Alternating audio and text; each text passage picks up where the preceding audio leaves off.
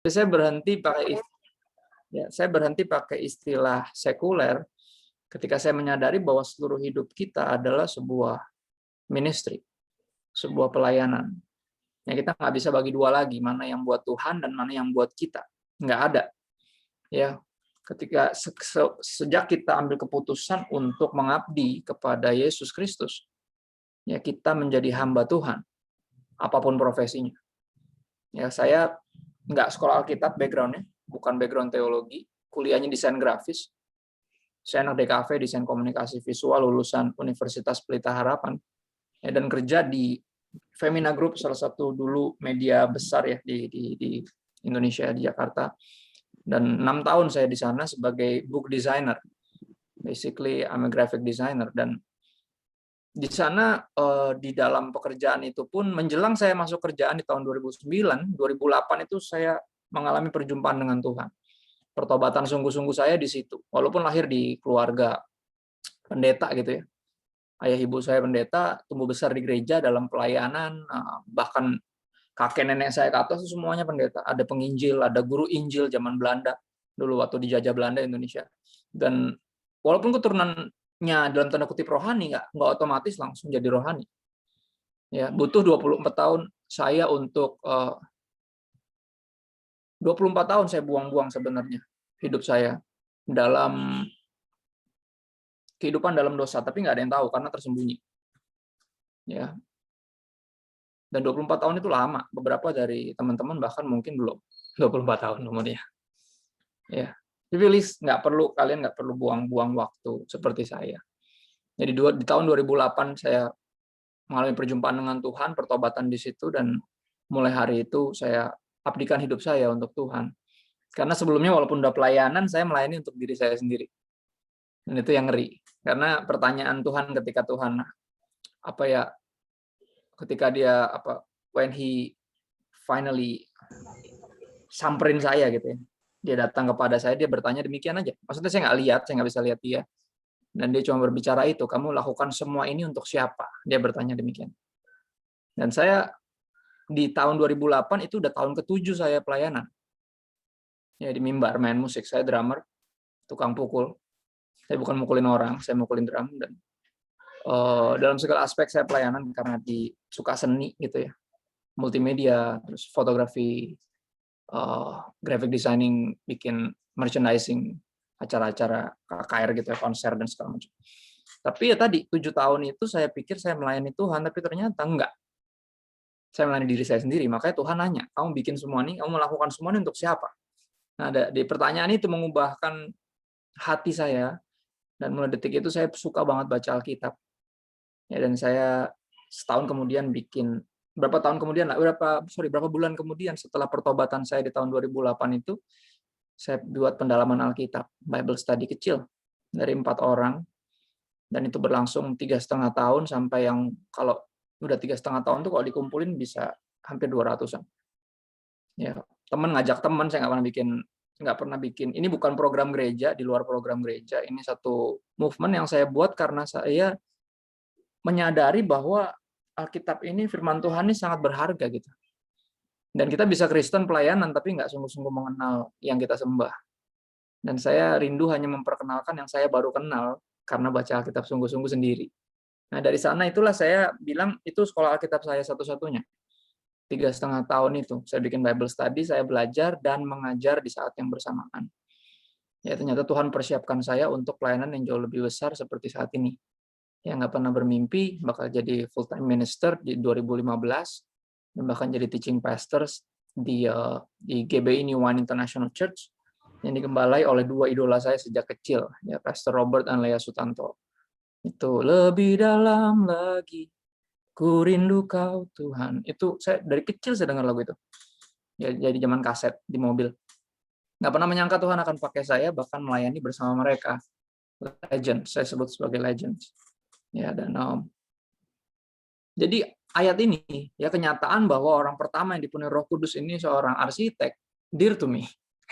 Karena me myself a graphic designer, saya sendiri bukan lulusan sekolah Alkitab walaupun anak pendeta gitu ya. Dan bertobatnya pun di umur 24. Dan itu saya bertobat tahun 2008, 2009 saya masuk Femina Group. Dan butuh sekitar saya pakai sekitar 6 tahun saya untuk menguji panggilan ini, benar nggak sih Tuhan pengen saya ini jadi benar-benar jadi pendeta full time ministers. Ya, dan nggak gampang memang perjalanannya, tapi di situ saya bertumbuh dalam pengenalan akan Tuhan melalui firman Tuhan, dan bertumbuh dalam juga kemampuan mengajar karena terus mengajar sambil terus belajar. Ya, udah mulai diundang sana sini, khotbah sana sini, dan masuk di sinodal begitu. Sekarang saya berarti kalau secara sinode saya baru pendeta pembantu. Ya, pendeta pratama. Kalau di GBI Gereja Bethel Indonesia itu ada 3 tahapan, pendeta pratama atau pendeta pembantu. 3 tahun kemudian melayani di satu gereja, akan ikut diklat dan untuk pendeta muda, dan habis itu 3 tahun lagi ikut diklat dan akan jadi pendeta penuh. Dan itu saya nggak tahu, mungkin nampaknya duluan Tuhan Yesus datang dari saya jadi pendeta penuh ya. Tapi gelar-gelar itu saya rasa nggak terlalu penting. Yang penting kita sungguh-sungguh melayani, ya. Fungsi lebih penting daripada posisi sebenarnya. Dan saya akan mulai dengan kenyataan berikutnya yang menarik, bahwa di Kejadian 41 ayat 38 dalam kisah seorang yang bernama Yusuf. Ya, pasti pada tahu ya, Joseph the Dreamer. Di Alkitab itu kisah yang cukup familiar. Ya, Yusuf ini juga dicatat di Alkitab sebagai orang yang dipenuhi Roh Kudus. Ya. Tapi gini, jujur kalau kita bandingkan hidup Yusuf dan hidup Daniel, kita akan secara sederhana berpikir bahwa oh, Daniel lebih rohani dari Yusuf, karena kita tahu dia 3 kali sehari dia berdoa ya ke arah tanah perjanjian gitu ya, dari ke arah bait suci gitu, 3 kali sehari, dan dia bahkan sampai ribut masalah makan dan minum karena dia nggak bisa makan dan minum yang raja biasa makan dan minum. Terus dia perjuangkan hak dia untuk berdoa sampai masuk gua singa gitu ya. Tapi Yusuf ini jujur kita nggak tahu kapan dia berdoa. Kita nggak tahu jam-jam doanya kapan, terus seberapa rohaninya dia kita nggak tahu. Kita bisa lihat dia rohani hanya dari kehidupan sehari-harinya. Dari apa ya?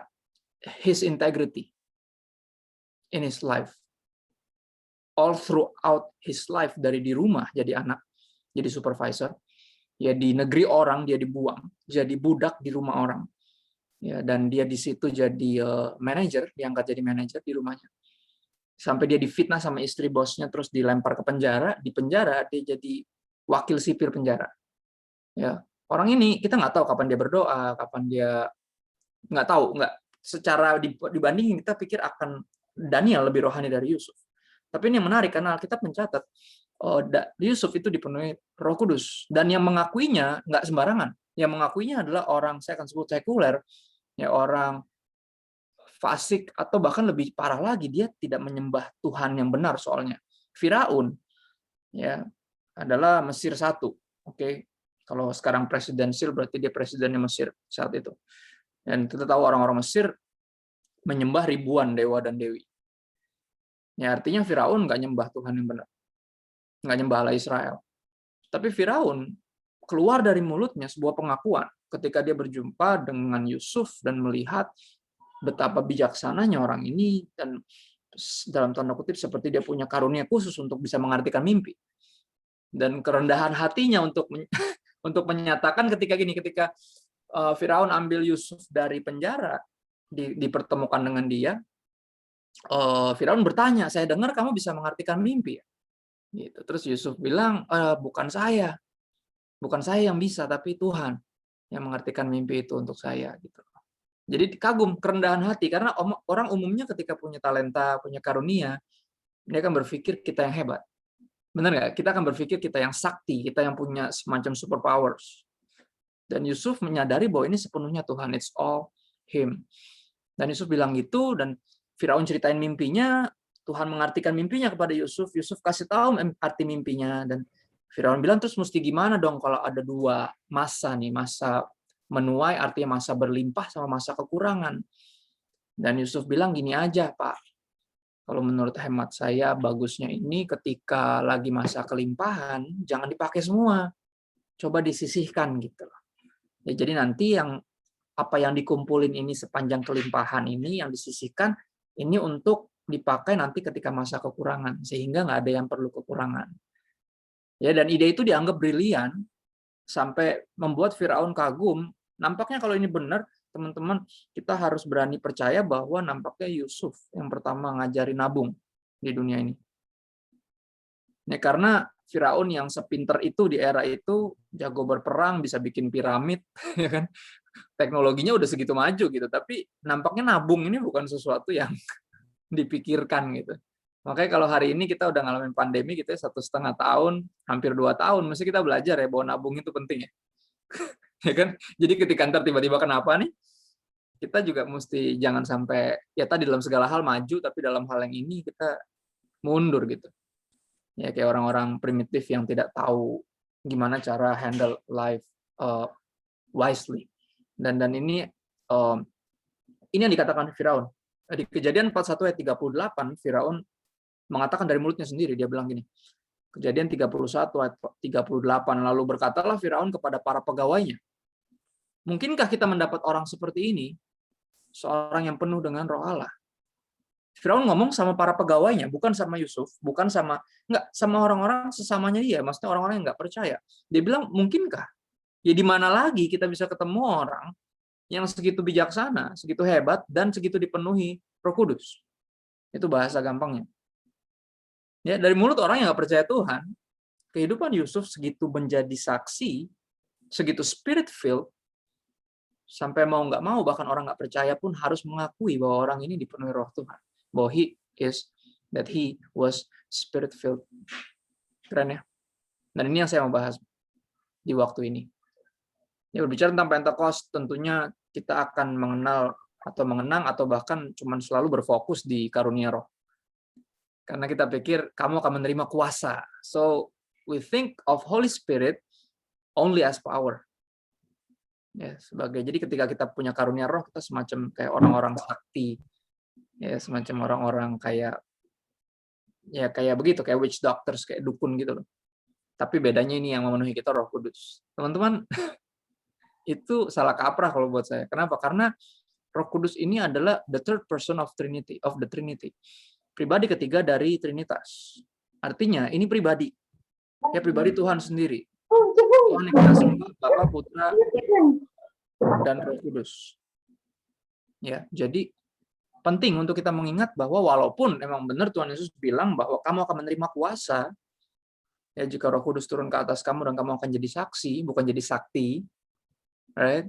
Jadi kalau kita drive-nya selalu ngomongin karunia, ributin begituan, ya setiap kali doa, setiap kali mau Pentakost, aduh Tuhan saya pengen bisa bahasa roh karena selama ini saya belum bisa gitu. Emang kalau udah bisa terus kenapa? Hidupnya jadi lebih kudus gitu. Ya jadi lebih jaga kekudusan, lebih bisa sabar, lebih bisa dipenuhi kasih, kesabaran, bahkan rasa tertinggi dari buah roh kan pengendalian diri ya. Apakah lebih bisa mengendalikan diri gitu? Apa kalau bisa bahasa roh nanti mulutnya ini bisa dikendalikan sehingga nggak lagi sibuk ngegibah dan ngegosip gitu. Ya, berhenti ngomongin orang gitu, atau cuman lebih keren aja kalau berdoa somehow kelihatan lebih holy aja gitu. Ya. Dan penting untuk mengingat ya bahwa ini sekali lagi Holy Spirit is the third person of the Trinity. Pribadi, bukan hanya kuasa. Efesus 4 ayat 30, Efesus 4 ayat 30. Ya, teman-teman bisa buka kitabnya sendiri. Mudah-mudahan nggak ada perbedaan ya nama-nama kitabnya di bahasa Indonesia dan Melayu. Takutnya ada perbedaan namanya. Efesus 4 ayat 30.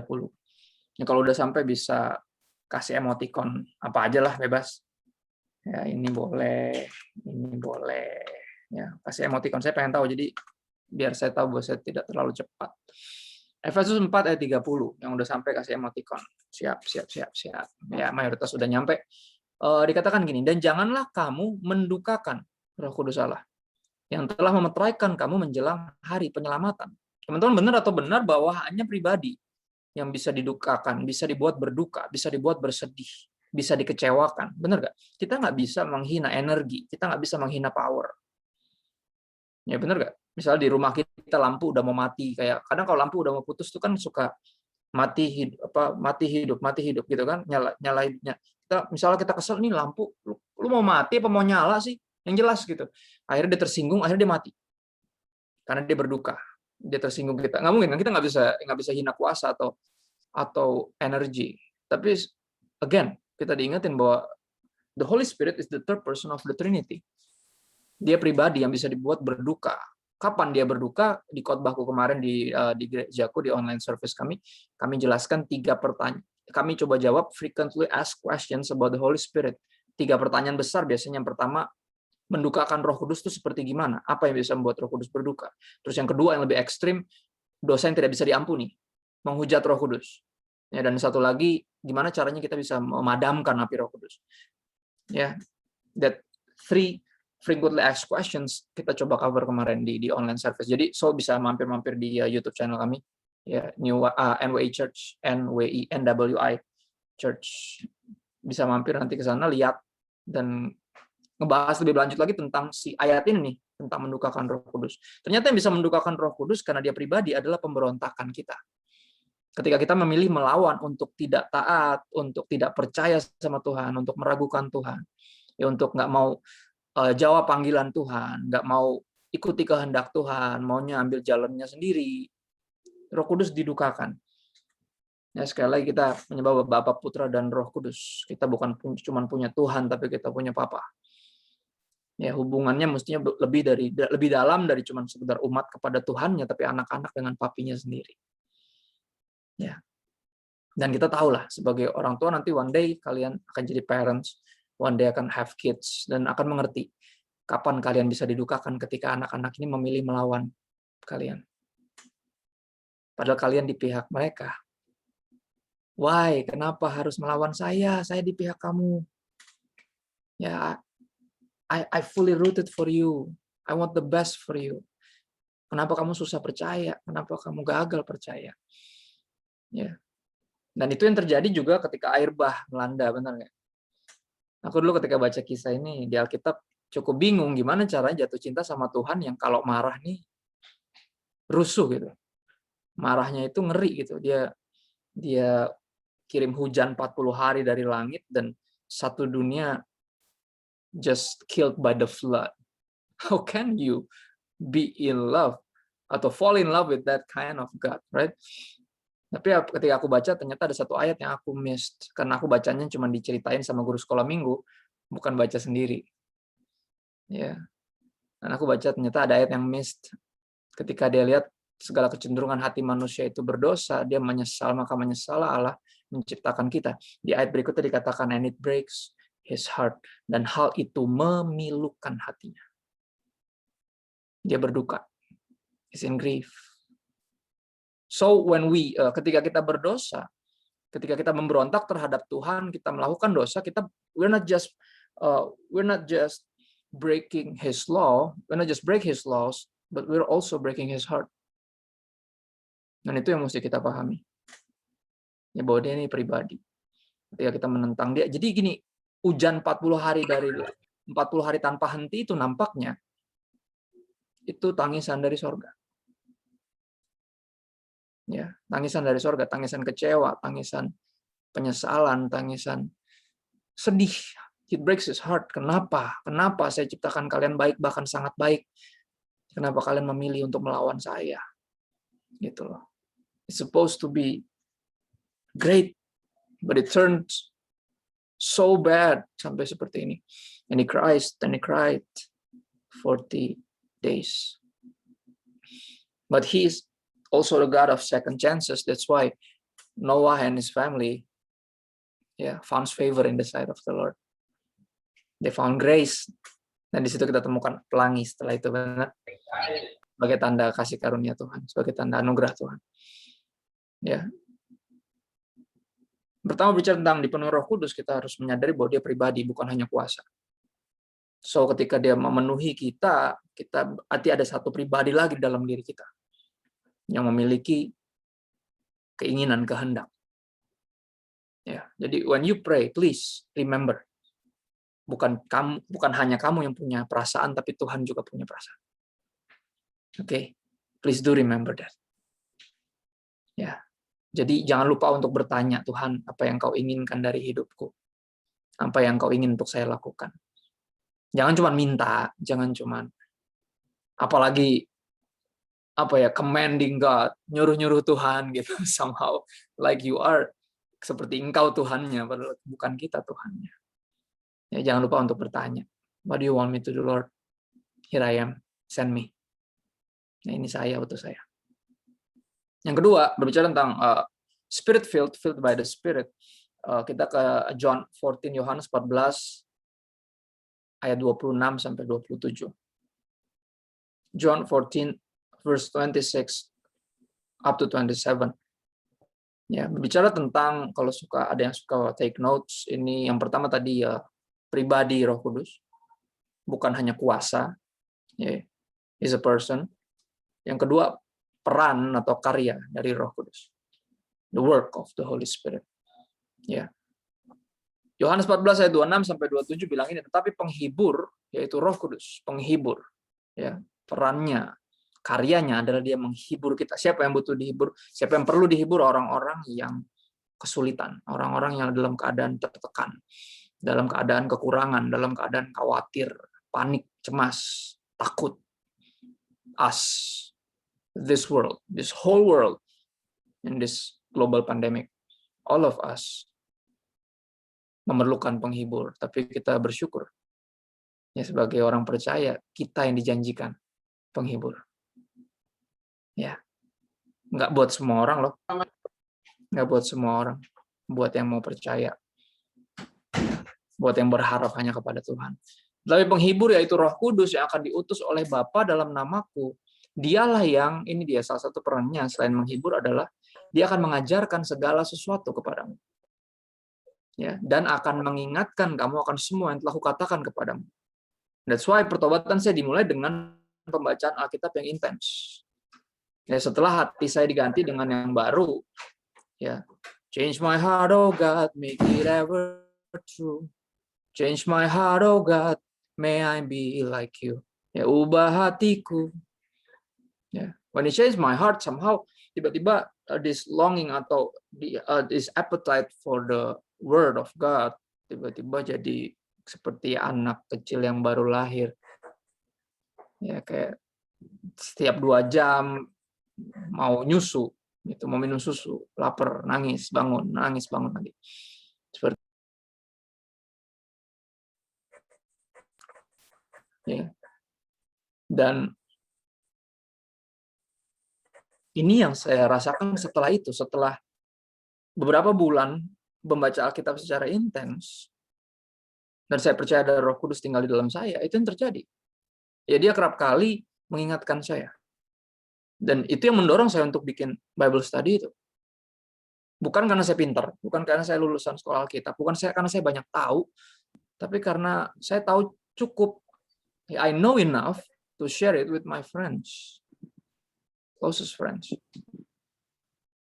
Ya, dan sisanya sepenuhnya karya Roh Kudus. Saya akan berani bilang, saya bukan orang yang pintar. Kalau ini bisa memberkati orang-orang, sampai hari ini bahkan membentuk saya jadi pendeta yang sekarang, it's all Him. Ini pasti semuanya Roh Kudus. Nggak mungkin saya. I'm unschooled. As unschooled as all the disciples back then. Ya, setidak terpelajar para murid Yesus di era itu. Orang-orang biasa, nelayan, yang sekali lagi orang-orang sekuler, somewhat, mungkin pakai istilah itu lebih tepat. Ya, tapi apa Roh Kudus mengajarkan segala sesuatu kepada kita, mengingatkan kepada kita semua yang telah Yesus katakan. Jadi mengingatkan firman. Jadi bagian kita adalah hidup dalam firman. Ya. Baca kitab suci, doa tiap hari kalau mau tumbuh. Bagian kita tuh itu. Ada bagian Roh Kudus mengingatkan kita apa yang udah kita baca. Membawa kita kepada apa? Bahkan seluruh kebenaran. Yohanes 16 ayat 13 sampai 14 kita geser sedikit. Kita maju sedikit. John 16 verse 13 to 14. Jadi katakan apa? Tetapi apabila Ia datang, yaitu Roh kebenaran, Dia bukan hanya penghibur, but this is the spirit of righteousness, Roh kebenaran, Ia akan memimpin kamu ke dalam seluruh kebenaran. So that we can know the truth, and the truth shall set us free, right? Most of us, the so-called Christians, mayoritas kita yang ngakunya Kristen, nggak baca Alkitab untuk cari kebenaran. Baca Alkitab untuk cari pembenaran. Nggak heran, most of us stay in bondage. Nggak heran kita masih terikat. Kenapa? Karena only the truth shall set us free, tapi pembenaran akan terus membuat kita terikat dalam dosa-dosa kita. Mayoritas, the so-called Christians, deketin Alkitab mau cari pembenaran, bukan cari kebenaran. Tapi Roh Kudus, yaitu Roh kebenaran, akan membawa kita kepada seluruh kebenaran. Dia akan memimpin kita, He will lead us kepada seluruh kebenaran, so that apa? We will know the truth, and the truth shall set us free. Makanya ada ayat yang bilang juga apa kan? Where the Spirit of the Lord is, there is freedom. Benar ya? Oh iya, kenapa? Karena dia akan lead us into the whole truth. Ya, half truth nggak lebih baik daripada lies. Aku ulang. Sebagian kebenaran tidak lebih baik daripada kebohongan. And we need the help of the Holy Spirit to lead us kepada seluruh kebenaran. Supaya kita mengenal kebenaran, dan kebenaran akan apa? Memerdekakan kita. Ya, peran Roh Kudus yang paling powerful itu adalah membuat kita jadi kudus dengan cara apa? Membawa kita kepada seluruh kebenaran. Makanya adalah mustahil untuk hidup kudus tanpa hidup dalam firman. Nggak bisa. Gimana caranya? Ya, gimana cara jadi kudus tanpa hidup dalam doa? How? Ya, akhirnya pembenaran demi pembenaran. Ya, ayat yang dipakai kalau ditegur bikin dosa tuh selalu kayak, tapi kan Yesus bilang roh penurut tapi daging lemah. Loh, baca ayatnya lengkap dong. Roh penurut tapi daging lemah bukan alasan untuk tetap hidup dalam dosa. Roh penurut tapi daging lemah harus mengingatkan kita, karena roh penurut tapi daging lemah. Oleh sebab itu apa? Berjaga-jagalah dalam doa. Justru itu alasan yang tepat, bukan untuk hidup dalam dosa, tapi membangun kehidupan doa.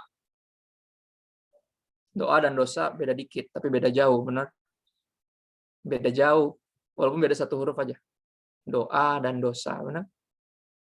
Sejauh ini bedanya, sejauh jodoh sama bodoh. Sejauh itu bedanya. Ya, walaupun beda satu huruf aja. Jadi please jangan bilang, aduh, saya hampir bertobat, hampir. Teman-teman percayalah, mending hampir binasa daripada hampir bertobat. Almost is never enough. Ariana Grande. Nggak bisa. Bener ya? Almost is never enough. Kenapa jadi ngutip Ariana Grande? Yuk, kita lanjut ke poin ketiga. Ya, poin ketiga. Berbicara tentang spirit filled. Kalau memang dia benar adalah pribadi, so hubungan kita sama Roh Kudus harusnya adalah hubungan seperti layaknya semua hubungan yang lain. Persahabatan, ya, pertemanan, hubungan dengan kekasih misalnya, ya, eros, love. Dan mestinya berarti harusnya apa? Hubungan yang benar adalah hubungan yang closed. Bahasa lainnya adalah yang sering dipakai adalah intim. Ya, jadi kita harus berikutnya, kalau memang benar Roh Kudus adalah pribadi, ya bukan hanya kuasa dan dia perannya adalah menguduskan kita melalui firman, kita harus membangun hubungan ini dengan dia. Ya, membawa hubungan ini ke level yang intimacy yang semestinya. Ya, hubungan kan nggak bisa sembarang ya. Pertemanan tentunya levelnya harus intim, harus teman-teman yang benar-benar close friends. Ya. Real friends. Sahabat sejati menaruh kasih setiap waktu dan menjadi seorang saudara dalam kesukaran. Ya, this pandemic menyaring dan menyadarkan kita mana yang benar-benar teman dan mana yang bukan. Kan gitu ya. Ya, yang di dalam kesulitan justru makin dekat. Oh, thank God, ternyata saya bukan cuma punya sahabat, tapi I have a family. Ya, family nggak ditentukan hanya dari blood related. Family dibentuk dari loyalty. Ya, nggak melulu harus blood related. Dan di pandemic menyaring lah. Mana yang benar-benar teman, mana yang bukan. Mana yang kayaknya teman, dan mana yang sungguh-sungguh. Ya, bicara tentang membangun keintiman dengan Roh Kudus. Lukas 6 ayat 46 sampai 48. Luke 6 verse 46 to 48. Lukas 6 ayat 46 sampai 48. Dari mulut Tuhan Yesus sendiri, Tuhan Yesus berkata demikian, mengapa kamu berseru kepadaku, Tuhan, Tuhan, padahal kamu tidak melakukan apa yang aku katakan? Why you call me Lord, but act as if you are the Lord. Ya. Kenapa kamu panggil saya Tuhan, tapi kamu nggak mau nurut? Artinya kalau kamu nggak mau nurut, kamu Tuhannya, bukan saya. Kamu jadi Tuhan atas dirimu sendiri. Terus kalau kamu Tuhan atas dirimu sendiri, hidup mau suka-suka sendiri, ya nggak mau diatur, nggak mau diperintah, nggak mau dilarang, nggak mau di. Terus kenapa panggil saya Tuhan? Why you call me Lord? If you are the Lord of your own life. Ya. Mengapa kamu berseru kepadaku Tuhan, Tuhan, padahal kamu tidak melakukan apa yang aku katakan? Setiap orang yang datang kepadaku dan mendengar perkataanku serta melakukannya. Jadi ada yang cuma dengerin doang, ada yang bukan cuma dengar tapi juga melakukan. Ya. Nah, bagi orang-orang yang mendengar dan melakukan, aku akan menyatakan kepadamu dengan siapa ia dapat disamakan. Ya, sama dengan seorang yang mendirikan rumah, orang itu menggali dalam-dalam. Ya, intimacy bicara tentang kedalaman, benar gak? Makanya lagu tadi aku kutip. Lebih dalam lagi, deeper in love with you. Deeper in love with you. I love you more than anything in life. Ya gak? Bicara tentang kedalaman. Intimacy, talk about that. The level of intimacy bicara tentang kedalaman. Dan dibilang di sini orang yang taat, yang bukan hanya mendengar firman tapi juga melakukannya adalah mereka yang menggali dalam-dalam, meletakkan dasar di atas batu. Yang membangun rumah di atas fondasi itu. Ketika datang air bah dan banjir melanda rumah itu tidak dapat digoyahkan karena rumah itu kokoh dibangun. Ya, 1,5 tahun, hampir 2 tahun pandemi ini reveal the true you. Benar nggak? Kita bisa ngerasa intim sama Tuhan selama ini. Ya, kita bisa ngerasa, oh Jesus, you're my best friend. Ya, bisa gitu. You can sing how loud and how long yang kita mau. Tapi kalau kita masih sulit untuk taat, there's no intimacy there. Ya, karena indikator, proof of intimacy is obedience. Ketaatan adalah bukti kedalaman hubungan kita sama Roh Kudus. Ya. Orang bisa teologinya hebat, tahu banyak, gelarnya panjang lebar. Kalau bikin kartu nama tuh dia namanya sampai belakang, karena gelarnya banyak. Jadi bolak-balik namanya doang, gelar semua. Tapi kalau dia nggak taat, gunanya apa gitu loh? Karena sekali lagi, kedalaman akan terlihat dari ketaatan. Dan juga ketabahan. Ya, tetap bisa berdiri di tengah badai. Ku kan berdiri di tengah badai dengan kekuatan yang kau berikan. Siapa? Roh Kudus. Sampai kapanpun tak tergoyahkan karena Yesus selalu menopang. Apa yang dikatakan di sana? Gimana caranya ketika dihajar oleh banjir kehidupan ini? Air bah kehidupan ini kita bisa berdiri teguh. Kita apa? Kita bangun hidup kita di atas dasar Kristus dan firman-Nya. Choose to obey. Karena this is what Romans 8 verse 14 said. Oke, ini yang Roma 8 ayat 14 katakan. Rasul Paulus mengatakan pada jemaat di Roma. Oke, Roma 8 ayat 14 Rasul Paulus bilang gini, semua orang yang dipimpin Roh Allah. Ya, bukan dipimpin oleh hawa nafsunya sendiri. Bukan dipimpin oleh kedagingannya, tapi semua orang yang dipimpin Roh Allah adalah anak Allah. Kita bisa pakai kaos tulisannya Son of God. Tapi kalau kita nggak taat sama sekali, Kita anak siapa? Itu pertanyaannya. Ya. Lagu dangdut remix Melayu itu. Entah apa yang merasukimu. Ya. Bukan Roh Kudus yang pasti. Karena kalau Roh Kudus masa begitu tingkah lakunya, benar? Masa kerjanya begitu? Ya. Masa tingkah laku jadi anak seperti itu? Ya, masa jaga kekudusan aja masih maju mundur cantik kayak Syahrini? Ya kan nggak mungkin. Ya. Harus dipertanyakan siapa yang kita memberi diri dipimpin oleh siapa? Karena semua orang yang dipimpin Roh Allah artinya taat, nurut sama Yesus. Baru bisa menyebut diri mereka anak-anak Allah. Karena Kristus, the only begotten Son of God. Dan kita pengikutnya. Christians means the follower of Christ. Christian doesn't mean the follower of Christopher Tapiheru. So you guys, you don't have to be worried kalau Anda tidak follow saya di Instagram. It's okay. Tapi please jangan sampai nggak follow Yesus. Ya, karena Christians means follower of Christ, not follower of Christ, right? Dan jangan ngerasa udah pasti masuk surga gara-gara follow Instagram saya juga. Nggak baca Alkitab sih. Saya udah repost, tapi Kak, nanti di depan pintu surga nggak bisa bilang gitu sama Tuhan. Saya sering repost, restory, reshare loh postingannya Pastor Christo. Terus kata Hakim Agung, terus gue harus bilang wow gitu. Kenapa emang? Kalau sih kita jangan sampai terjebak di maksudnya di this culture. Kita berpikir kita udah cukup kudus hanya karena kita posting ayat-ayat kita. Tapi that's not the point. The point is, do you live by the word of God? Apakah Anda bukan hanya sekedar mendengar tapi juga melakukan firman-Nya? Apakah kita sungguh-sungguh punya hubungan yang intim dan dekat dengan Roh Kudus?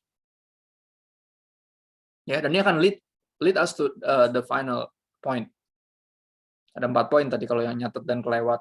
Yang pertama pribadi, Roh Kudus bicara tentang pribadi, bukan hanya kuasa. Yang kedua, karya atau peran Roh Kudus. Yang ketiga, bangun keintiman dengan Roh Kudus, karena Roh Kudus pribadi. Yang keempat, kita harus belajar bukan hanya sekedar menghargai atau mensyukuri penyertaan.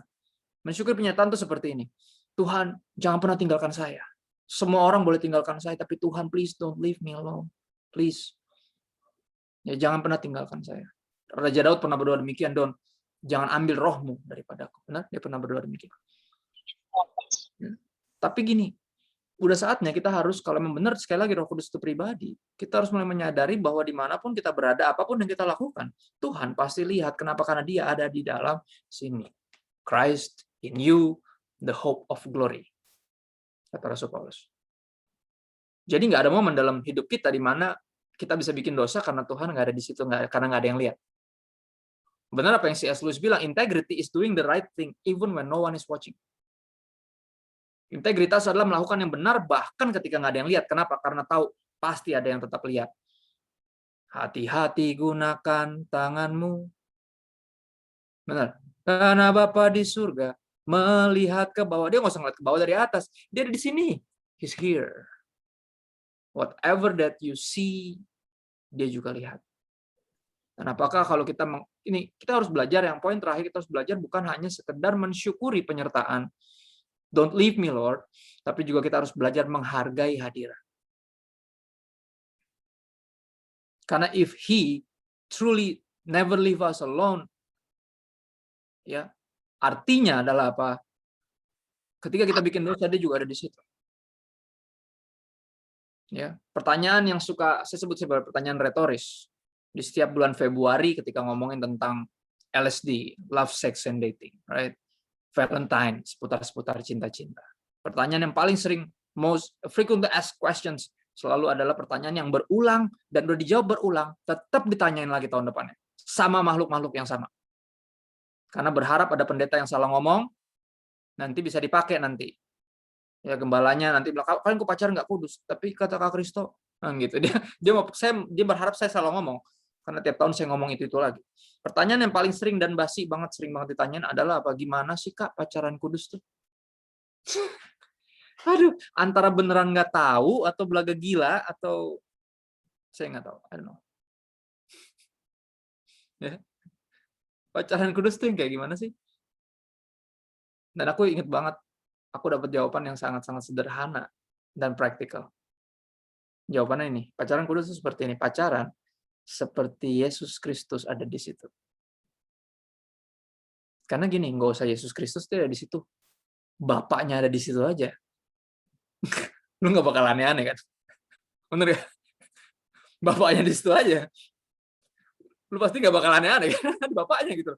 Apalagi ada Yesus. Nangkep ya? Praktikal ya? Oh iya. Pacaran seperti Yesus ada di situ. Because He is here. He is there. The Holy Spirit is in you. He is. Ya. Karena dia yang berjanji, benar nggak? Matius 28 ayat 20. I will be with you till the end of time. Aku akan menyertai kamu senantiasa sampai kepada akhir zaman. Benar nggak? And that promise hanya berlaku bagi yang mau pergi, yang mau taat. Benar nggak? Makanya apa? Tanpa ketaatan nggak ada keintiman. Dan tanpa keintiman kita nggak akan menghargai hadiratnya. Kita cuman secara egois pengen bilang, Lord don't leave me, never leave me. I don't want to be alone. Ya, tapi when we sin, somehow kita berpikir Tuhan pergi bentar boleh nggak? Aku mau bikin dosa nih, nggak enak nih Tuhan liatin terus gitu. Bisa nggak? Bentar gitu, sebentar. Leave me like maybe 15 minutes, I don't know. Right? Nggak bakal bisa begitu. Seharusnya tidak seperti itu. Ya, benar nggak? Janji penyertaan till the end of time hanya berlaku for those who obey to go to all the earth and make disciples of all nations, right?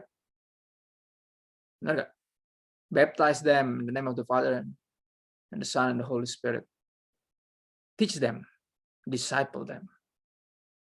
Janji hanya berlaku buat yang mau pergi. Ya, artinya sekali lagi sangat berkaitan dengan poin ketiga tadi tentang ketaatan, tentang keintiman yang sejati dibuktikan lewat ketaatan. Aku tutup dengan ayat terakhir. Menarik, aku balik ke tokoh kita, bukan Daniel, tapi Yusuf. Ya. Kejadian 39 ayat 9. Genesis 39 verse 9. Ya, background ayat ini adalah ketika istri bos dari Yusuf, yaitu istrinya Potifar, ya, ngajakin berbuat yang tidak-tidak. Oke. Dan ini kesempatan emas sebenarnya bagi Yusuf untuk jadi employee of the month every month without even working. Kalau kata orang dunia nih kesempatan emas. Ya. Kerjaannya nanti cuma sekedar menghibur istri bos aja. Nggak usah kerja capek-capek. Nanti terus akan dipuji sama istri bosnya. Oh, ini karyawan ini paling hebat. Ya, Joseph dapat kesempatan emas untuk jadi employee of the month every month tanpa perlu bekerja. Tapi dia lebih menghormati Tuhan daripada apapun dan siapapun di dunia ini. Dia lebih tahu mana yang paling berharga dalam hidupnya. Ya. Walaupun Tuhan kasih dia mimpi untuk sampai di atas, tapi Yusuf tahu bahwa cara naik ke atas bukan dengan cara-cara duniawi. Pakai cara-cara curang, jalan-jalan pintas. Ya. Dan dia menolak istri Potifar dengan halus, dan dia katakan satu ayat yang menarik di Kejadian 39:9. Dia bilang gini, bagaimanakah mungkin aku melakukan kejahatan yang besar ini? Ya. Dan apa? Berbuat dosa terhadap Allah. Dia bilang, mana mungkin saya berbuat dosa. Wow. Amazing. Satu nilai integritas yang sangat tinggi. Berasal dari mana? Keintiman. Ya, karena dia tahu Tuhan pasti lihat. Walaupun nggak ada yang lihat, cuman dia sama istri bos yang tahu. Tapi Tuhan tidak mungkin tidak lihat. Dan saya ada sampai sekarang, Bu. In other words, dalam istilah yang lain, saya sampai masih ada sekarang, Bu, karena penyertaan Tuhan. Ya, makanya saya hargai hadiratnya. He is here. Dan saya nggak mungkin berdosa terhadap dia. Melakukan perbuatan sejahat ini. And that's my friend. That's a spirit-filled guy right there. Nggak terkenal karena ibadah-ibadahnya yang doanya 3 kali sehari. Yang nggak. Dia terkenal karena integritas dia di kehidupan sehari-hari. Dan dari mulut, bayangin, seorang Firaun yang bukan orang percaya bisa mengakui, this guy right here, gue belum pernah ketemu orang yang segini spirit-filled. Wow. Dan itu mengatasi semua orang-orang sakti yang Firaun miliki. Ingat gak? Ketika Firaun yang awal berjumpa dengan Musa, ketika Musa lempar tongkat jadi ular, para penyihir Mesir bisa melakukan hal serupa. Tapi dibandingkan dengan Yusuf, semua orang saktinya Mesir langsung kalah semua. Karena Firaun bilang apa? I've never seen a guy like this, so spirit-filled. Filled by the Spirit of God. Wow. Dan aku berdoa biar ini kepake buat kita. Ini berguna buat kita. Semua kita. Sehingga kita punya nilai integritas yang tinggi. Karena orang nggak nanya berapa hari kita berdoa. Berapa kali kita berdoa sehari. Berapa kali kita baca Alkitab. Berapa kali kita baca Alkitab bolak-balik. Orang nggak nanyain itu. Orang lihat apa yang mereka bisa lihat. Kerjaan kita. Ya, kebaikan hati kita. Kerajinan kita. Kejujuran kita. Penghormatan kita kepada orang-orang yang layak dihormati. Ya, ketaatan kita kepada pemerintah misalnya. Ya, penundukan diri kepada otoritas. Baik gembala di gereja, ya, sampai presiden di negara. Pada law authorities di jalan raya, misalnya ketika kita bawa kendaraan. Berkendara. Integrity atau a holy and righteous life atau holiness is a byproduct of intimacy with God. Yeah, this is my final statement.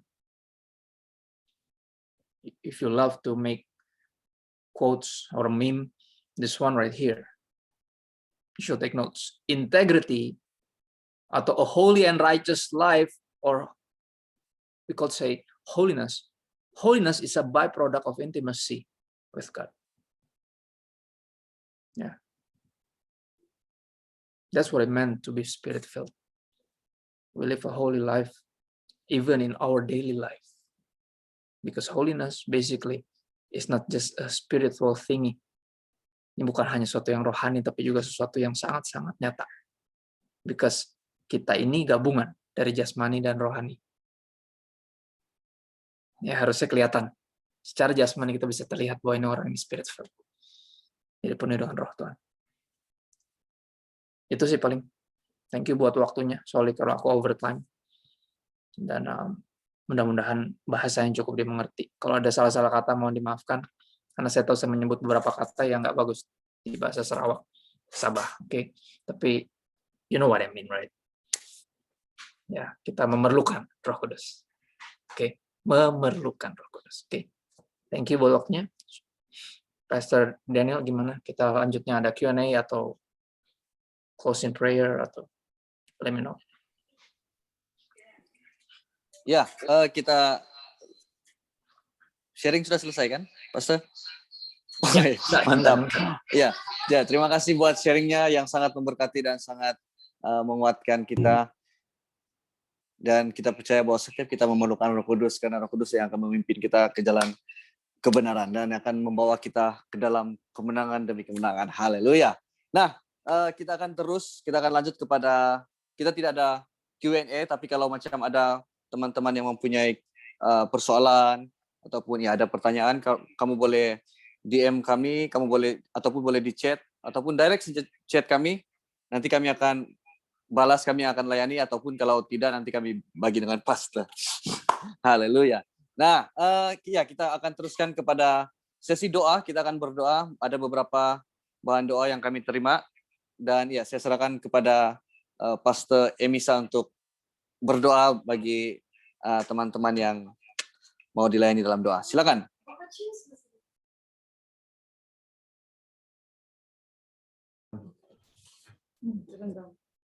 Ya, shalom.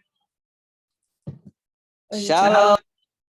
Shalom. Nah, jadi kita akan masuk di dalam ruang bahan doa. Nah, jadi untuk kawan-kawan 89 orang yang mengikuti kita punya Zoom, kalau ada bahan doa kamu boleh send di bagian chat. Ya.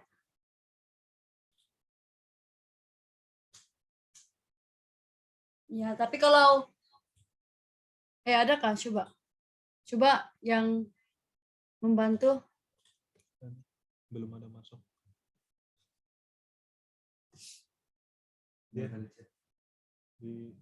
Belum.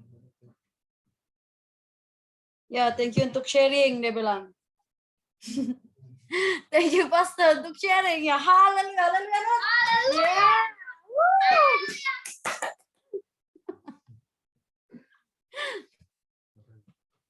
Oke, kalau tidak ada ataupun kalau mungkin ada yang masih sedang menaip, ya boleh terus send sama kami, nanti kami akan terus bawa dalam doa. Tapi sekarang kita berdoa untuk umum. Ya, nah jadi bahan doa yang pertama, kita berdoa untuk keadaan dunia saat ini.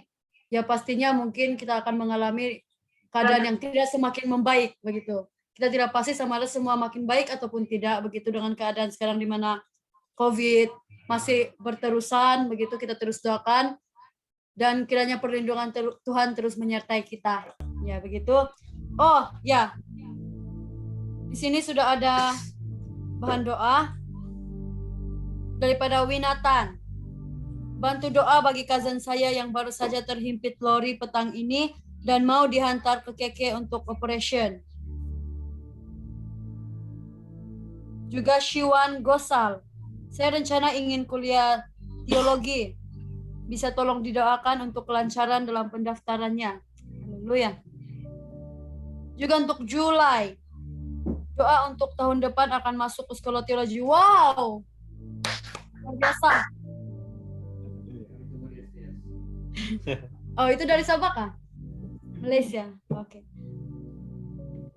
Ya, tolong doakan kakak saya baru sembuh dari COVID. Cuma masih kena post-COVID syndrome. Tiap malam pasti sesak nafas dan meriang. Ya, oke, kita terus berdoa. Kita akan terus berdoa. Nah, jadi bahan doa yang terus di-share waktu saya masih berdoa, saya akan terus doakan. Nah, jadi saya teruskan untuk doa umum juga. Kita sekarang berdoa untuk orang-orang percaya. Kita doakan untuk keadaan saat inilah. Kita fokus kepada keadaan saat ini dan keadaan anak-anak muda, sehingga banyak generasi yang saat ini tidak akan tersesat begitu daripada keadaan saat ini begitu. Yang Julai itu. Ya, Jeffrey. ya. Oh, Julai bukan dari Oke. Ya, kita terus doakan. Oke, mari saya pimpin kita dalam doa. Ya, mari kita berdoa.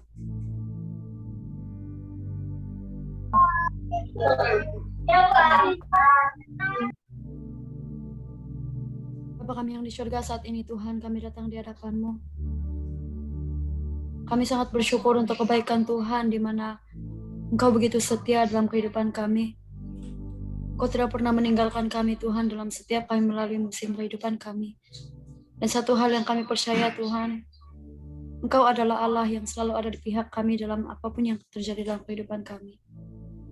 Saat ini ya Tuhan, sekali lagi kami menaikkan ucapan syukur kami, di mana pada malam ini kami dapat saling bersekutu meskipun banyak di antara kami yang berada jauh daripada kami, namun kami tetap percaya Bapa bahwa kami satu di dalam Engkau, dan saat ini Tuhan kami datang di hadapan-Mu.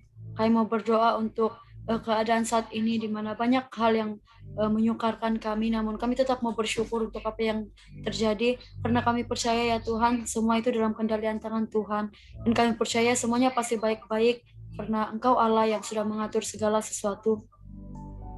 Juga saat ini Tuhan kami mau berdoa untuk orang-orang percaya, dimanapun Tuhan kami berada, kami percaya Engkau yang bersama dengan kami. Kuatkan kami Tuhan dalam kami melalui kehidupan kami. Teguhkan hati kami Tuhan dalam apa yang kami lakukan dalam kehidupan kami ya Bapa. Kiranya Tuhan dalam kehidupan kami menjadi berkat bagi orang yang tidak percaya kepadamu. Jauhkan kami Tuhan daripada menjadi batu sandungan, sehingga nama Tuhan akan dipermalukan. Kiranya Bapa dalam kehidupan kami, Tuhan yang sentiasa dipermuliakan, Tuhan yang dapat dilihat dalam pribadi kami. Terima kasih ya Tuhan. Terima kasih Bapak. Saat ini Tuhan, kami mau berdoa juga untuk teman-teman kami yang mengikuti Zoom pada saat ini Tuhan, khusus bagi Wina. Kami mau berdoa Tuhan di mana cousin-nya saat ini petang tadi mengalami kemalangan. Kiranya Tuhan Engkau yang terus beserta dengan dia dalam operation cousin dia ya Tuhan. Kami percaya Bapa bahwa segala sesuatu yang terjadi itu semua karena kebaikan Tuhan. Dan Tuhan kami percaya Engkau yang terus memakai dokter-dokter yang merawatnya untuk menyembuhkan dia. Dan kami percaya Tuhan Engkau boleh melakukan segala hal. Kami yakin ya Bapak Engkau yang menguatkan saudara-saudaranya yang ada di sekeliling dia sehingga dapat terus membantu dia, menguatkan dia dalam dia melalui keadaan dia saat ini. Kami percaya Tuhan Engkau Allah yang bersama dia meskipun tidak mudah untuk dia lalui keadaan ini, namun Engkau yang bersama-sama dengan dia. Dan kami percaya Engkau yang menguatkan dia. Terima kasih ya Tuhan. Kami juga mau berdoa untuk Shiwan Gosal dan juga Julai yang akan masuk, yang berencana untuk masuk ke sekolah teologi. Kiranya Tuhan Engkau yang terus bersama dengan mereka berdua. Kami percaya Tuhan jika itu benar kehendak Tuhan, kekuatan yang daripada Tuhan sendiri akan terus menyertai mereka, hikmat kebijaksanaan yang akan terus menyertai dari mereka ya Tuhan. Terima kasih ya Bapak. Kami juga berdoa untuk Natalie di mana maminya saat ini sedang mengalami cancer. Kiranya Tuhan Engkau yang terus menjamah, Engkau yang terus menyembuhkan mami dia ya Tuhan sehingga dia mengalami kesembuhan dan nama Tuhan yang terus dipermuliakan. Terima kasih Tuhan, terima kasih ya Bapak. Kami juga mau berdoa untuk secara umum bagi kesehatan, bagi keselamatan orang-orang percaya, untuk orang-orang percaya yang sedang bekerja di seluruh rakyat ataupun seluruh masyarakat di Indo ataupun di Malaysia Tuhan yang sedang bekerja, kami serahkan semuanya ke dalam tangan Tuhan sendiri. Kiranya Tuhan Engkau yang terus membuka jalan bagi mereka, sehingga apapun pekerjaan, apapun yang mereka lakukan, baik itu untuk membantu keluarga, baik itu membantu diri mereka Tuhan untuk menghidupi kehidupan saat ini, kiranya Tuhan Engkau yang membuka jalan. Kami percaya ya Bapa bahwa Engkau yang selalu ada bersama dengan mereka, Engkau yang selalu bersama dengan kami melalui keadaan saat ini, dan kami percaya Tuhan Engkau yang terus menolong kami, memegang tangan kami saat kami melangkah kehidupan kami saat ini. Terima kasih ya Bapak karena kebaikan Tuhan. Tuhan mungkin kami tidak sempat untuk mendoakan satu persatu setiap bahan doa yang mereka nyatakan di tempat ini, tapi kiranya Tuhan Engkau yang terus bersama dengan mereka. Penyertaan Tuhan, kami percaya penyertaan Tuhan begitu sempurna dalam kehidupan setiap pribadi kami. Terima kasih ya Tuhan karena Engkau begitu setia. Setiap bahan doa yang dinyatakan Tuhan, kiranya Engkau yang terus campur tangan, kiranya Engkau yang terus menjamah setiap pribadi. Juga bagi kami yang mengikuti Zoom pada petang ini Tuhan, kiranya Engkau yang terus memberkati kami dalam setiap apa yang kami lakukan. Kiranya Engkau yang terus memberkati kami. Kami percaya ya Tuhan, Engkau sangat baik, Engkau yang memperhatikan kami dan Engkau tidak akan pernah meninggalkan kami sendiri. Terima kasih ya Tuhan, kami percaya setiap bahan doa yang sudah kami naikkan tadi Tuhan tidak akan kembali dengan sia-sia, tapi Engkau akan menjawab setiap doa kami sesuai waktu-Mu Tuhan. Terima kasih ya Bapak, kami percaya semua yang sudah kami doakan tadi Engkau mendengar, dan kami serahkan semuanya itu dalam tangan Tuhan sendiri. Terima kasih Bapak, di dalam nama Yesus kami sudah berdoa dan mengucap syukur semuanya ini. Amin. Haleluya. Terima kasih. Ya, sekarang kita lanjut kepada, sebelum kita sudah berada di ujung ibadah kita. Ya, tarik nafas betul. Kita sudah berada di penghujung ibadah kita. Sekali lagi terima kasih buat Pastor Christopher yang sudah berkongsi tentang kebenaran firman Tuhan dengan kita. Saya yakin percaya kita semua diberkati. Dan sebelum kita menutup ibadah kita malam ini, saya serahkan kepada Pastor Kelvin untuk info dan doa berkat. Silakan. Ya, shalom semua. Haleluya. Shalom. Shalom, haleluya. Mantap. Oke, untuk infonya, siapa yang sekarang kita masuk dalam ruang uang persembahan. Jadi siapa yang tergerak untuk memberi persembahan dalam bentuk apapun, kita boleh salurkan berkat itu di nomor account ini. Ya, nanti teman saya akan post di ruang chat, ada nomor account. Jadi kita boleh, siapa yang tergerak ataupun siapa yang mau memberkati tim ini, jadi kamu boleh share dan sumbangan berkat di nomor account yang sudah tersedia. Oke. Info yang kedua adalah minggu depan kita akan terus ada ibadah online seperti ini juga. Dan saya percaya bahwa kehadiran hari ini actually 95 orang. Jadi saya percaya bahwa ibadah nanti akan datang pun akan lebih daripada ini lagi. Amin. Jadi kita boleh hadir bersama-sama ibadah minggu depan. Hari yang sama, tempat yang sama, dan Zoom yang sama. Dan pengkhotbah undangan kita nanti akan kita tahu nanti, yaitu Pastor Daniel Jimmy. Haleluya. Dia pengkhotbah kita nanti. Jadi dia pun adalah anak muda yang dipakai Tuhan yang luar biasa. Banyak hal yang dia akan kongsikan dengan kita. Saya harap kita dapat join bersama-sama, oke? Dan info yang seterusnya adalah pemuridan. Jadi tim Ulum ada program pemuridan. Jadi siapa yang teringin untuk join, kamu boleh DM pastor kita ataupun admin kita nanti dia akan bagi nomor telepon di ruang chat. Kamu boleh chat dia untuk info seterusnya tentang pemuridan, oke?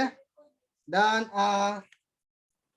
bagi yang tidak sempat untuk mengikuti sharing pastor kita jemputan dari Indonesia ini, kamu boleh juga pergi di Instagram kita nanti ada tim Ulum ada Instagram nama dia Unlimited Ministry Unlimited Level Up Ministry. Sorry. Oke, nama Instagram kita Unlimited Level Up Ministry. Jadi kamu boleh cek Instagram kami, kamu boleh tengok video sharing pastor di sana, kami akan post nanti. Sorry ya, sebab terbit-terbit lidah saya ini pindik betul. Jadi kamu boleh tengok balik sharing pastor yang sangat memberkati kita nanti di video di Instagram kita, oke? Nah, sekarang ini kita sudah di akhir sharing kita punya ibadah. Jadi saya mau kelas pemuridan Daniel Jimmy. Haleluya. Oke, saya akan menjelaskan sedikit tentang kita punya Pastor Kelvin ini, dia punya semangat of coming. Dia punya semangat lain macam. Jadi ya, puji Tuhan kita ada pastor yang luar biasa juga, Pastor Kelvin. Walaupun lidah pendek, tapi Tuhan masih mampu memakainya. Haleluya. Nah, ya saya akan memberi penerangan sedikit tentang kelas pemuridan. So Unlimited Level Up Ministry kami ada buat kelas pemuridan untuk sesi kedua 2.0, dan siapa yang ingin bergabung ataupun mau terlibat serta dalam kelas pemuridan ini, kami sangat menghalukan kita belajar sesuatu yang baru, bagaimana kita menjadi seorang yang membawa api kebangunan rohani dimanapun kita berada. Jadi ini ada dia punya poster di sini. So program Fire 2.0. So kita punya kelas setiap malam Jumat. Setiap malam Jumat bersamaan jam 8 malam waktu Malaysia. Yang daripada Indonesia juga kalau mau bergabung boleh, tidak menjadi masalah. Dan sesiapa yang mau bergabung, kamu boleh hubungi saya dan tim saya juga Unlimited Level Up, kamu boleh hubungi mereka. So ya, itu sedikit info untuk kelas pemuridan. Sekali lagi, siapa yang berminat boleh bergabung dengan kami dan kita belajar bersama-sama. Haleluya, terima kasih. Tuhan memberkati.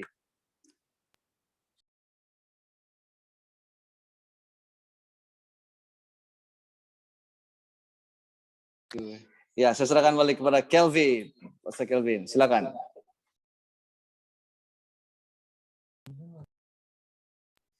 Oke, thank you Pak Pastor ini.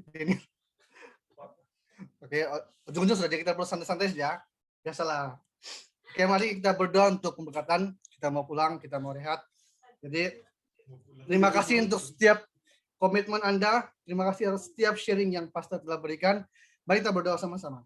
Bapak kami di surga, terima kasih atas kesempatan yang telah Engkau berikan kepada kami untuk bersama-sama bersekutu Tuhan Yesus. Kami percaya Tuhan semuanya ini bukan karena kebetulan, tapi ini karena sebuah rencana dan kehendak-Mu yang indah yang berlaku dalam hidup kami, Tuhan. Kami juga ingin berdoa, Tuhan, untuk setiap orang-orang yang telah mengikuti ibadah ini dari awal hingga akhir. Engkau memberkati mereka bila mereka menjadi terang dan garam lewat daripada pengetahuan, pembelajaran yang kami telah terima daripada Pak Pastor, Tuhan Yesus. Kami juga ingin berdoa untuk Pastor yang sudah memberi sharing. Saya percaya itu semuanya bukan daripada dia, Tuhan, tapi itu semuanya daripada Engkau Tuhan, dan kami memuji Engkau, menyembah Engkau karena dia telah menyampaikan apa yang Engkau ingin sampaikan kepada kami Tuhan. Kami serahkan pastor di tangan-Mu agar Engkau tetap memberkati keluarganya, memberkati pelayanannya, memberkati hidupnya Tuhan Yesus. Kami serahkan juga setiap orang-orang di tempat ini agar tetap di bawah perlindungan Engkau Tuhan. Sementara kami akan keluar daripada Zoom ini, biarlah Engkau menyertai kami dimanapun kami berada Tuhan. Apapun aktivitas kami selepas ini, Engkau memberkati kami, melindungi kami, mengikuti kami setiap aktiviti yang kami lakukan selepas ini Tuhan. Kami serahkan hidup kami pada Engkau, kami berdoa dan mengucap syukur semuanya nih. Haleluya. Amin. Haleluya. Amin. Oke, sesi terakhir kita mau bergambar bersama-sama. So sila on kamera kamu. Sila on kamera, kita mau selfie. On kamera. On kamera. Oke, Erna. Kel, komnya mic. Oke, ready. Tunjuk gigi. Oke, jangan malu. Semua sudah on kah? Yang di sini off dulu, Bang. Off dulu, Mas. Kok on? Ya, saya on. Oke. Oke, ready ah. Buka kamera. Belum semua buka? Dalam kiraan, oi, 1. Senyum.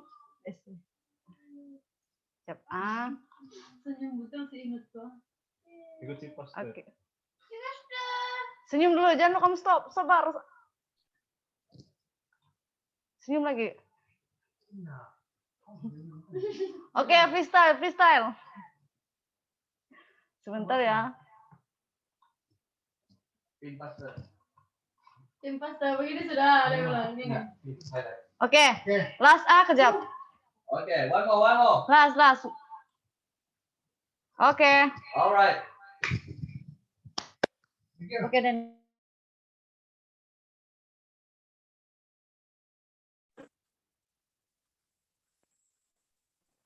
Makasih Kak Christopher, makasih semua. Thank you semuanya. Thank you. Oke, terima kasih kita sudah sampai penghujungnya. Terima kasih sekali lagi, Tuhan memberkati semua.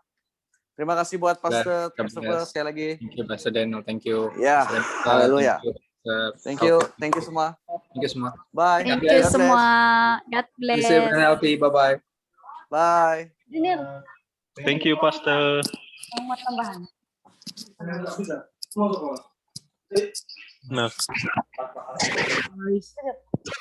Selamat malam. Oke, selamat malam. Selamat malam semua. Selamat Bye, malam. Kinli. Kinli, apa Selamat kabar Kinli? malam. Baik. Terima Wah, kasih. mantap. Terima kasih semua. Tuhan Yesus Jangan lupa. memberkati. Banget ini. Selamat malam. Duyung. Selamat malam, guys. Selamat malam, guys. Ya Kak. Seberang ke Sorokin. Kelvin. My leg. Terima kasih. Good night semua. Tuhan memberkati. Kita jumpa lagi next week. Wow. Malam ini kita full house. Sama kami ya, Pak Inut. Petra Elza. Ay, cuma nama kok cebut. Cuma nama dia cebut. Mary, Jericho, Kiko. Petra, Thank Bel, you. Siron, Misa, Jessica, Christian, Indonesia, Galaxy, Julie, Lisa Kori. Juliha, Juliha. Julie He, Julissa, thank you. Given, Christian, thank you Christian. Larry, Thank you, Steffi, Jericho. hi, Petra. hi, Thank you Dan. hi, Thank you Dan. hi, Fiona, bye, Petra. Fiona, hi, Bye, Siro. bye, bye, bye, Bye guys. bye, Ko. Bye guys. Bye. Bye, Unlimited, level up. Bye guys. Bye, bye, Julissa.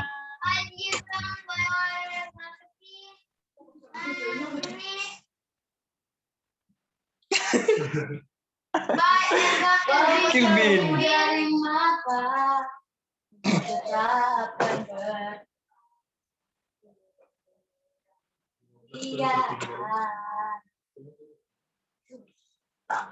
Akhirnya Bye, Julesa. Thank you. Thank you.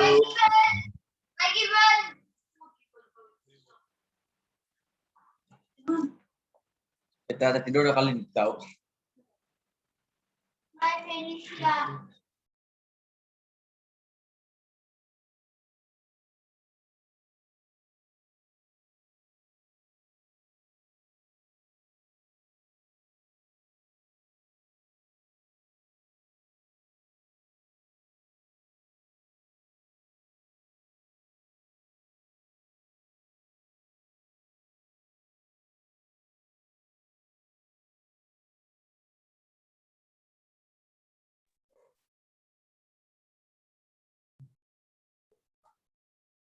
Apa itu?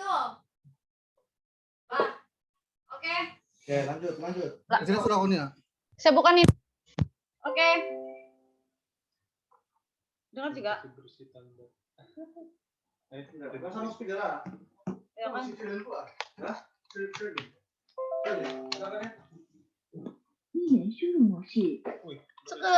Cek speaker ini oh. Testing guys. Dengar juga? Kalau dengar gini. Oke. Ya, thank you untuk pelayanan kita malam hari ini. Namun sebelum itu saya minta maaf dulu, first time handle Pak. Full dan nervous juga, geng. Tiba-tiba ramai kita punya hari ini. Puji Tuhan. Hampir 100. Saya risau sudah tidak cukup tadi. So, kita punya Zoom limit 100 orang enggak? Ya, tapi ya syukur puji Tuhan kita punya syukur puji Tuhan semuanya. Sarah, itu. Abraham. Biar saya lock dulu. Oke. Ya, thank you untuk semuanya, thank you untuk pelayanan. Daniel ada mau bincang kah? Oke, kita ya sebelum itu ada masukan kah untuk pelayanan malam ini? Masukkan dulu lah pelayanan malam hari ini. Semuanya oke, kecuali lagu tadi. Kenapa lagu lambat? Iya, geng. Itu doa pun. Tiba-tiba pula yang berdoa. Kalau bilang apa yang oke itu tuh kali dah aku rasa macam. Pas lu kau bilang aku bersedia sejak awal. Saya siap-siap juga. Tidak saya siap-siap juga. Tapi saya pikir begini. Tidak ngambil yang waktu ibadah sudah baru buat tolak-tolak. Padahal boleh aja cakap itu time time sebelum ibadah begitu. Ayo, kejap, saya kasih